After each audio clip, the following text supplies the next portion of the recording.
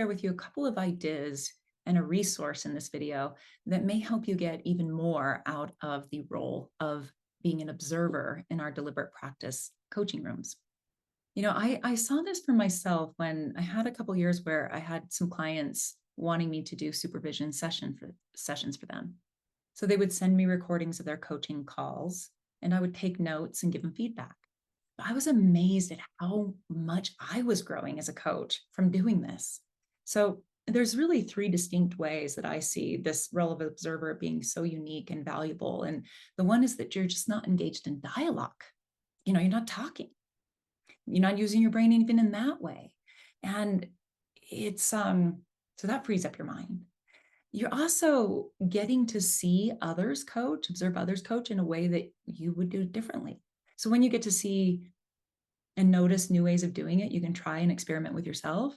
You also can notice maybe things that you don't like about that, and you like this way you do it. It just gives you more awareness of what you like and what you don't like, and ideas of things to experiment with.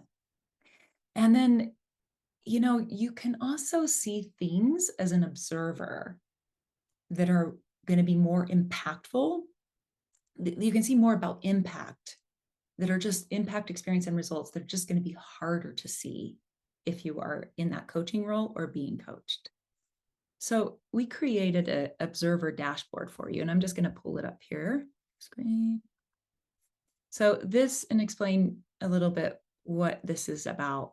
So what does the person being coached say they want in the session? I put that there because I think it's really interesting to even just notice what they want, because sometimes it can be vague, and sometimes it's interesting to notice when you're observing people, does what they say they want get addressed, or does it go sideways, or is it something else? So I just think there's a lot to see about this.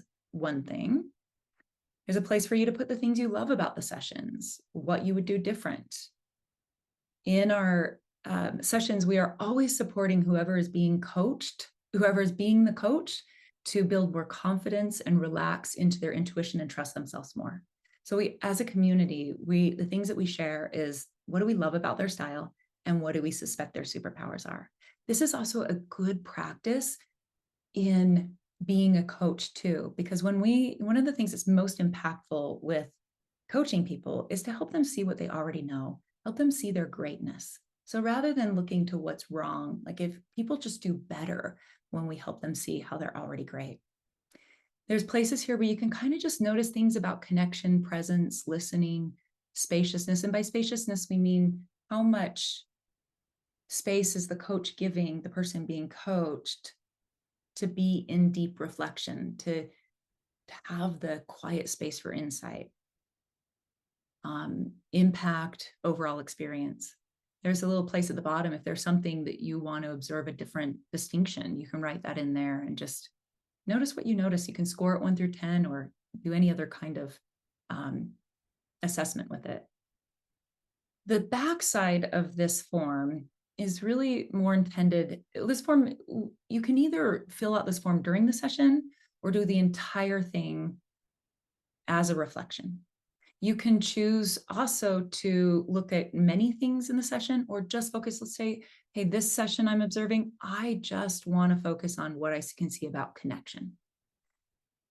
And so you can do it any way you want. The section for results, the reason we put this is because one of the common mistakes we see many coaches make with contracting is that we often speak, what we talk about here in the gym is that, people don't buy features, they buy results. But as coaches, we like talking about features. We like talking about, coaching, transformation, this change and that, but how we can help them. But that loses sales, that often confuses. And so the results, this is a good practice to just do in any session you observe, to put language to the results you see. So you have language for it, and that will be helpful for you in your sales and marketing. And then this section right here, what do I see for the coach and what do I see for the client, is a practice we we encourage and talk a lot about in the gym, which is around effortless enrollment. And there's this such a, this is probably want to, I'll make a video on this coming up and I'll attach it to this video because this is a really profound practice and it's something we encourage you to practice. It's kind of like the Karate Kid wax on, wax off. The more you practice seeing for another person, because really a lot of impact comes when we can observe and reflect for another person in a way that brings their level of consciousness up, where things look simpler and clearer and more possible for them. And so the more we can practice this and have that kind of language that can do that for others, the better. And again, it's like wax on, wax off. And then what are you taking away for yourself from this session?